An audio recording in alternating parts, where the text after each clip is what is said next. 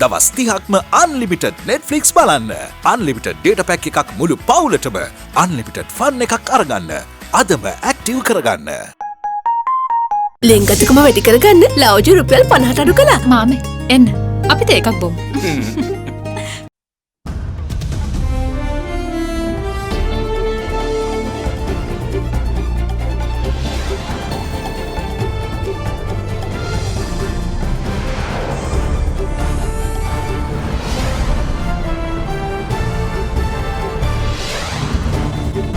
Tonight, ironing out the kinks. Health and airport officials confident despite the detection of cases among foreign arrivals as Sri Lanka's hospitality singled out for praise. We are going to continue with this program for the next 1 month. Once we organize ourselves properly, normal tourism programs will commence in Sri Lanka. According to the current guidelines, they will be looked after without posing any risk to the public. Your love in your heart, it's very beautiful. It impressed everyone. New year, new problems. Epidemiologist tells the public stay home tomorrow and prevent unnecessary New Year surprises. We request all the people to celebrate the New of New Year with a different way, very simply and adhering to the health guidelines. Burning issues. Court told that cremations applicable to all as DG Health says cremations to continue until final decision is made. Don't say a word. The district court further extends the enjoining order against Sirasa News First in the George Stewart defamation case. All this and much more coming up on this Wednesday, the 30th of December 2020. නව sunlight sakura. දැන් දිකුකල් පවතින sakura මල් සුවඳින්.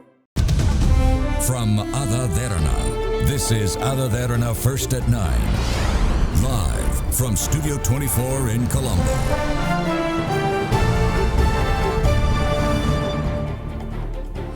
Good evening and welcome to First at 9. I am Shanella Fernando in your top stories for tonight. Chairman of the Airport and Aviation Services of Sri Lanka, retired Major General G.A. Chandrasiri, is hopeful that the country could fully be reopened for tourism after the completion of the ongoing pilot project. Sri Lanka saw over 300 tourist arrivals within the past 2 days from Ukraine, who will be managed within a travel bubble process. Meanwhile, with 3 tourists testing positive for the virus, Deputy Director General of Public Health Services, Dr. Hemantha Herath, assures that measures are being taken to avoid any threat to locals from the visiting tourists. Tourism, which is a big part of Sri Lanka's economy, came to a complete shutdown, creating hardship for the tourist sector and its related industries.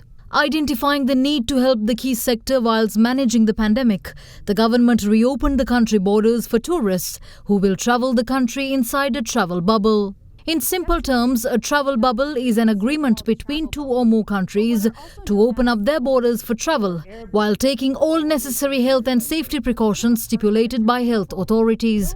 Generally, these agreements are entered into between governments confident that both sides are managing the virus well. With Sri Lanka reopened for business under the pilot project after a COVID-19-induced hiatus of 9 months, the country saw 2 flights from Ukraine with over 300 tourists on board landing in the past few days. The tourists will be accommodated only at certified hotels that have been given the safe and secure certification issued by the Sri Lanka Tourism Development Authority.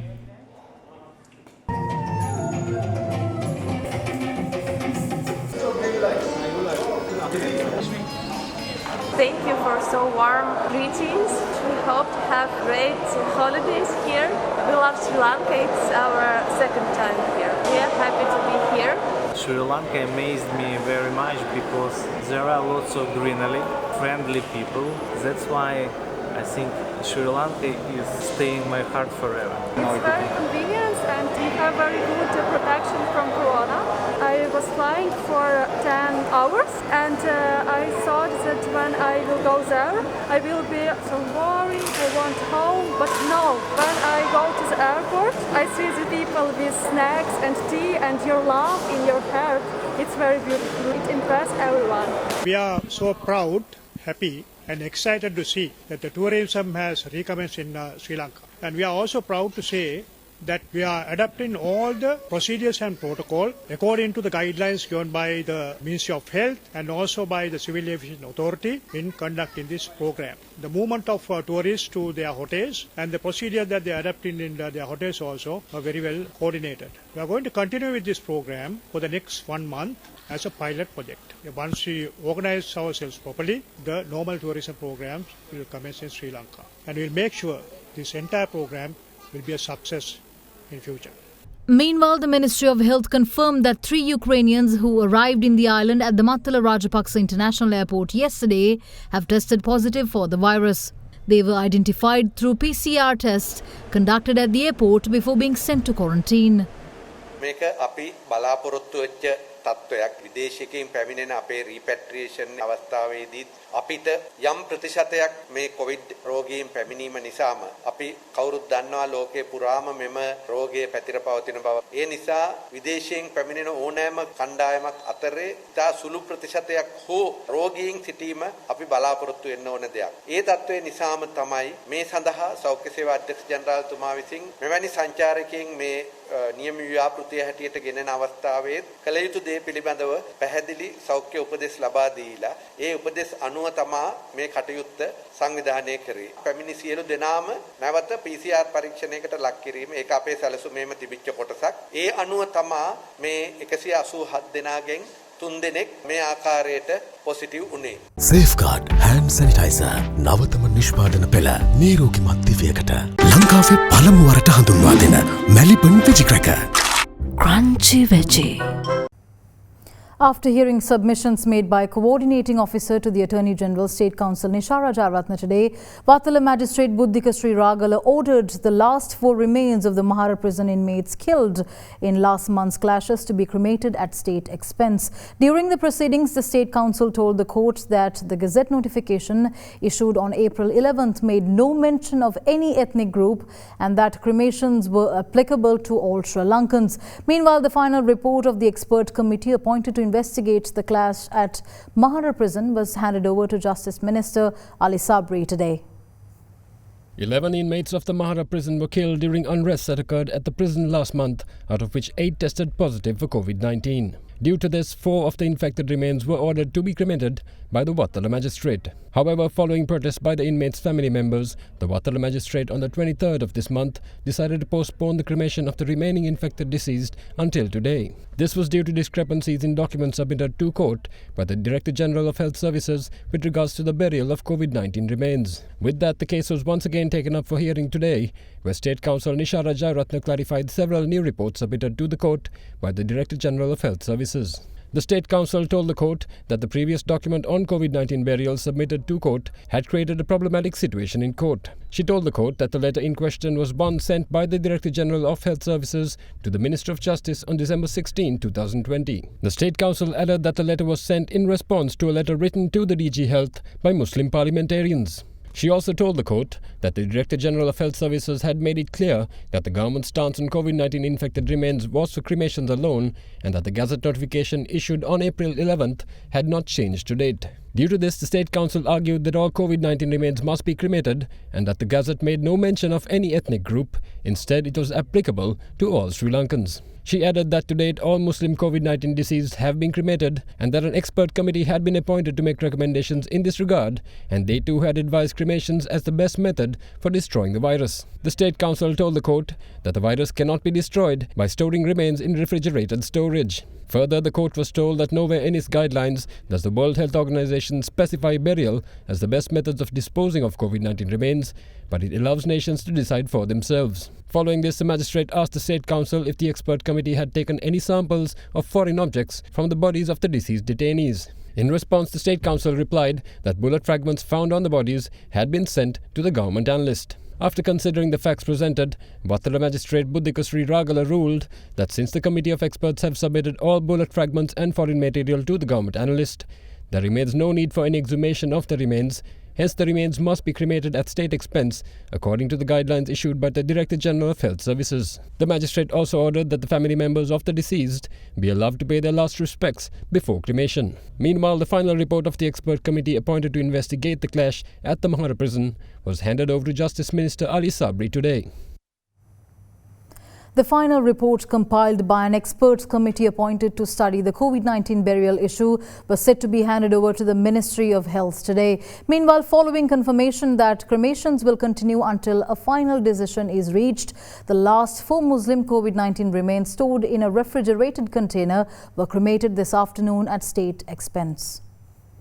The committee of experts appointed to examine methods for disposal of COVID-19 victims is expected to hand over their final report to the Health Ministry today. Director General of Health Services Dr. Asela Gunawardena said the committee has informed the ministry that its report has been finalized. A 9-member committee of experts headed by Professor Jennifer Pereira was appointed by the Health Ministry after the Muslim community raised concerns over the cremation of Muslim COVID-19 victims against the dictates of the Islamic faith. Dr. Gunawardena stated that the remains of COVID-19 victims will continue to be cremated until a final decision is reached after studying the committee report. UN Resident Coordinator in Sri Lanka, Hana Singha, had earlier written to Prime Minister Mahinda Rajapaksa reiterating the concerns of the United Nations over the existing health ministry guidelines that stipulate cremation as the only method of disposing of remains of COVID-19 victims. In the meantime, Minister of Water Supply Vasudeva Nanayakkara recently said that a report on 2 locations with a sufficiently deep water table have been submitted to Prime Minister Mahinda Rajapaksa and the country's Health Minister Pavitra Vanyarachi.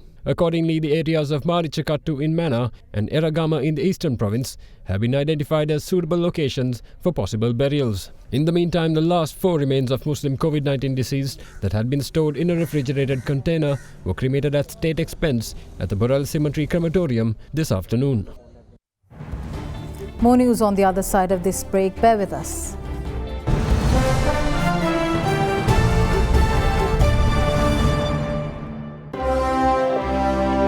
Ceylon Bank, the bank with a heart.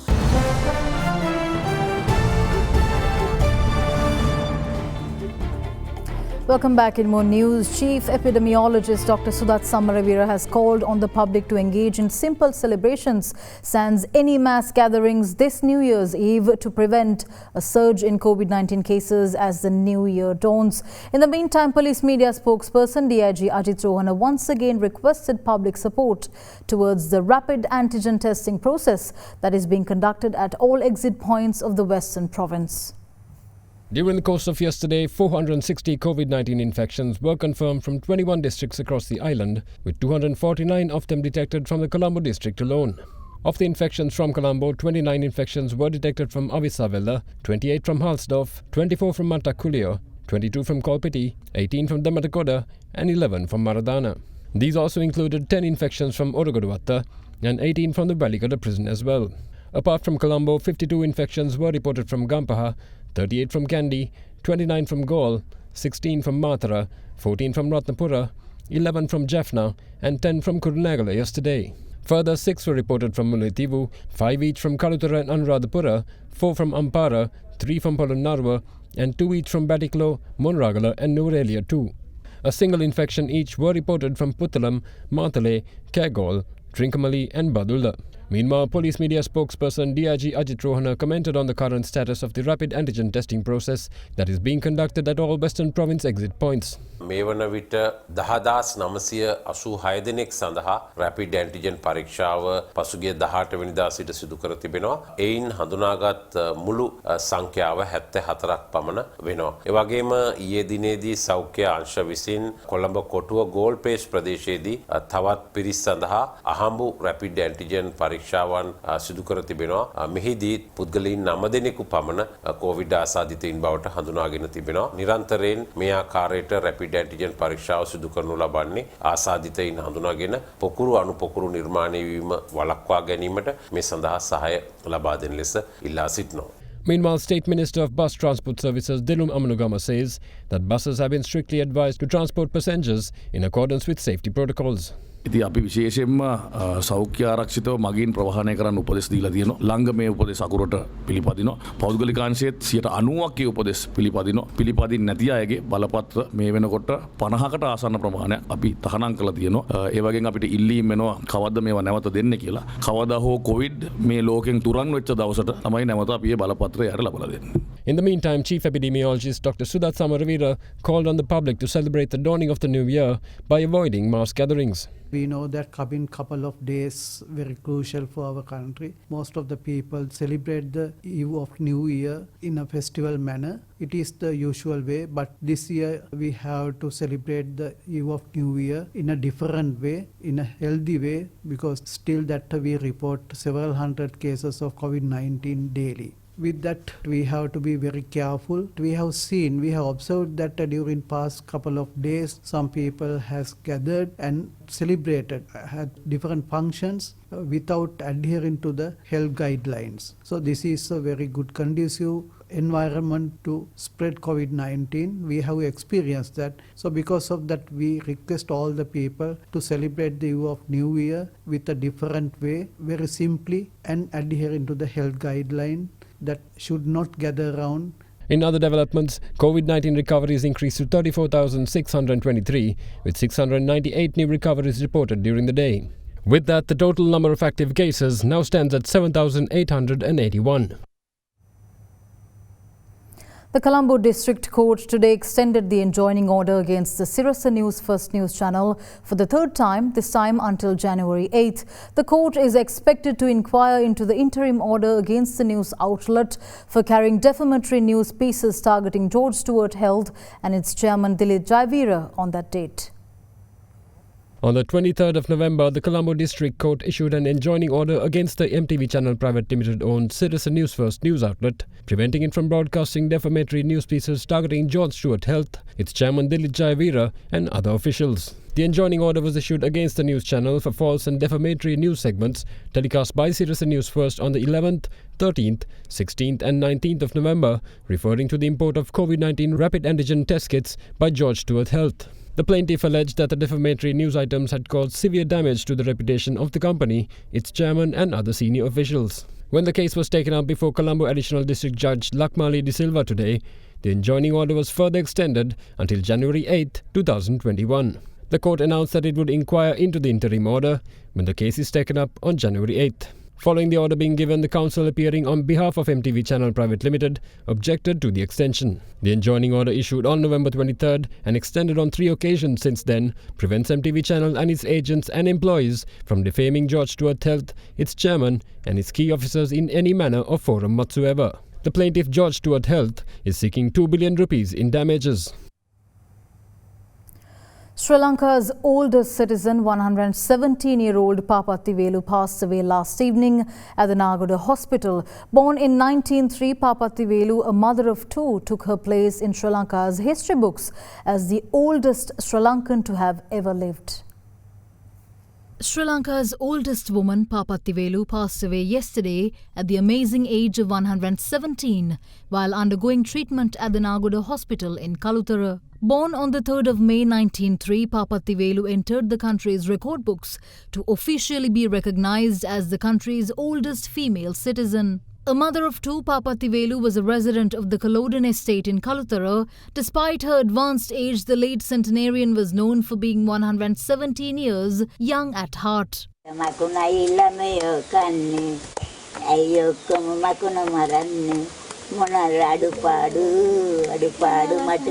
Papatti Velu was also bestowed a Centenary Senior Citizens Award on the International Day of Older Persons on the 1st of October this year. The National Secretariat for Elders stated that her last rites will be conducted with state sponsorship. Currently, the oldest man in Sri Lanka is 109-year-old K.D. Punchibanda, a resident of Rajanganaya. With that, the current oldest woman is now reported to be K.G. Dingihami, a resident of Matara.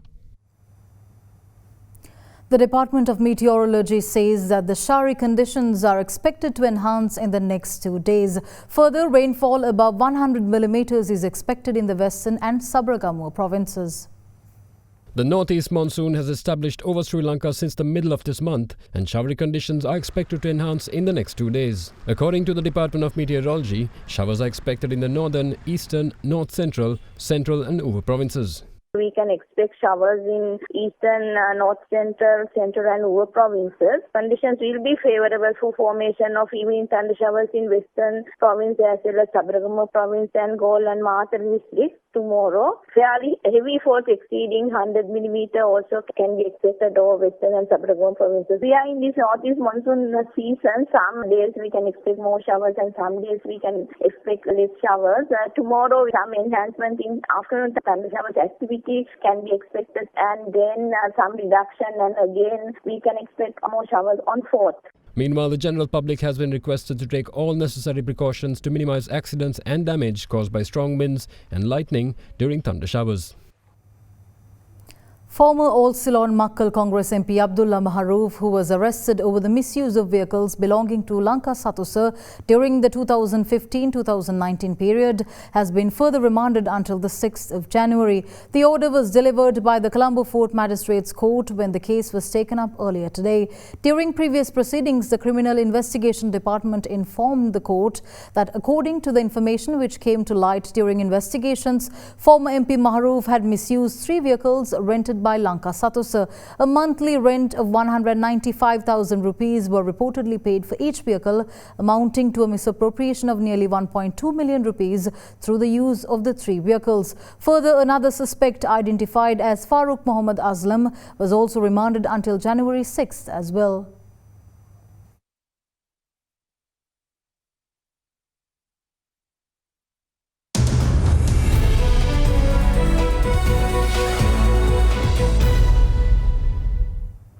In your business news, the Employees Provident Fund has recorded an increase in value of 10.14 billion rupees in the 3rd quarter of the year. This increase came about following investments totaling 84.19 billion rupees in 81 listed equities.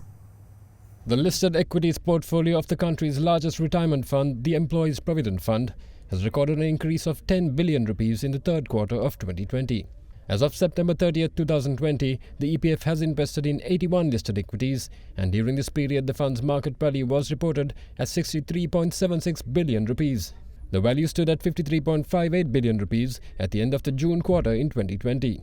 Accordingly, as at the end of the 3rd quarter of 2020, the market value of the listed equity portfolio of the EPF had increased by 10.14 billion rupees in comparison to the end of the previous quarter.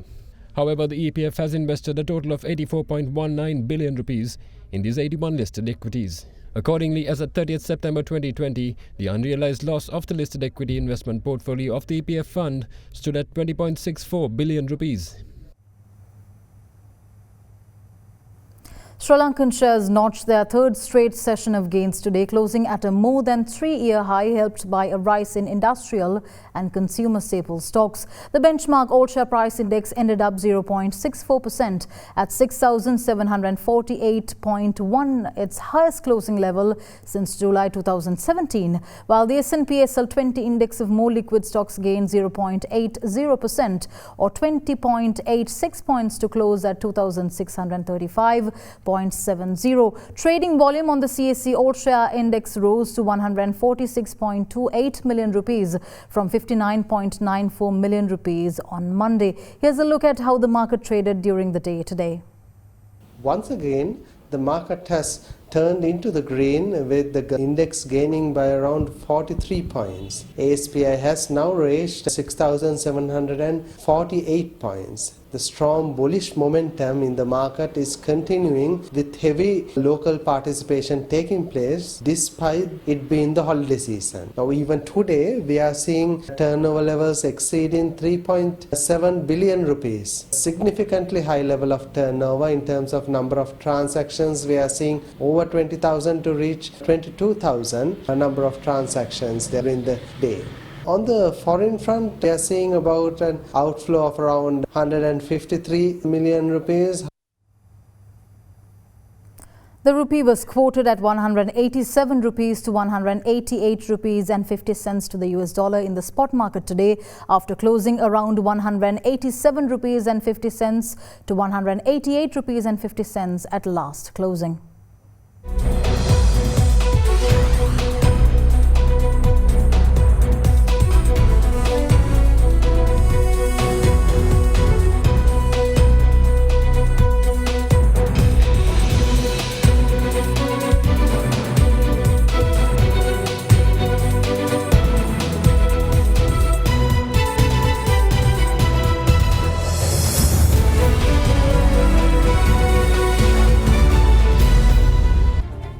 We'll return after this short commercial break. Stay tuned.